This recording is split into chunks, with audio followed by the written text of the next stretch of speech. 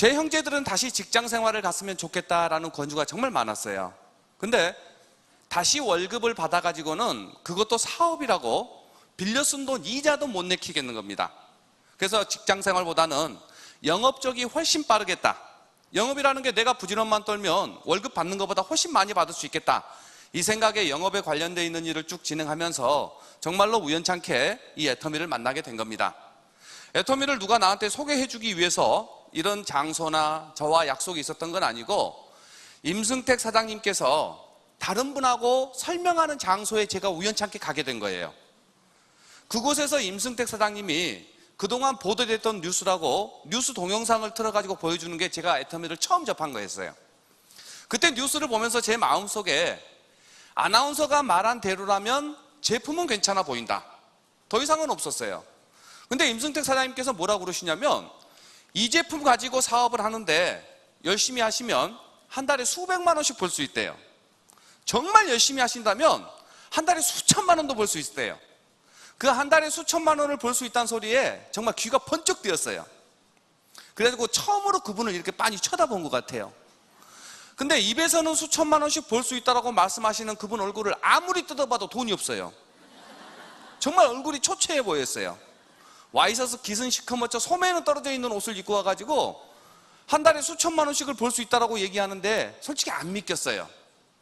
근데 뉴스를 자세히 보면 한국원자력연구원이라는 말은 아나운서가 계속해서 얘기해요. 한국콜마라는 회사 이름도 계속해서 나오는데 정작 애텀이라는 회사 이름이 아나운서 입에서 한마디도 안 나와요. 그래서 제가 한국원자력연구원에서 당신네 회사로 이 제품을 독점해 주겠다라는 계약서 내놔라. 그럼 나도 한번 팔아보겠다라고 얘기를 했어요.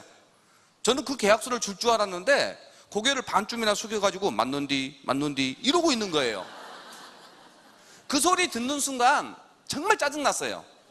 그렇지 않아도 힘든 삶인데 내 앞에 사기꾼이 앉아있다라고 생각하니까 막 그냥 그런 마음이었어요. 그 다음부터는 제 입에서 나간 질문이라든가 대답이 시원찮게 나갔겠죠. 그때 임승택 사장님께서 뭐라고 그러셨냐면 매주 목요일 날 콜마 공장에서 세미나를 합니다.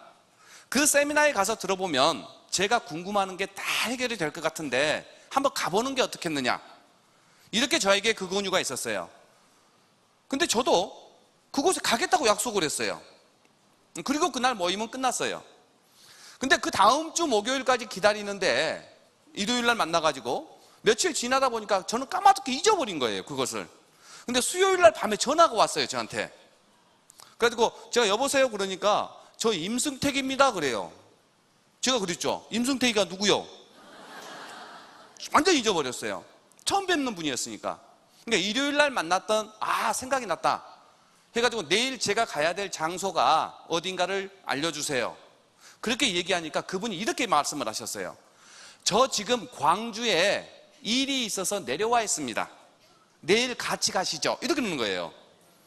서울에서 광주까지 그 막연히 대답했던 임병구를 데리려고 온 거예요, 전날. 차비도 없었을 텐데 어떻게 왔나 몰라. 하지만 그날 오셨어요. 그러다 보니까 긴가민가 했던 제 마음이 동해서 원데이를 온 거예요. 와서 보니까 그 회사가 맞아요.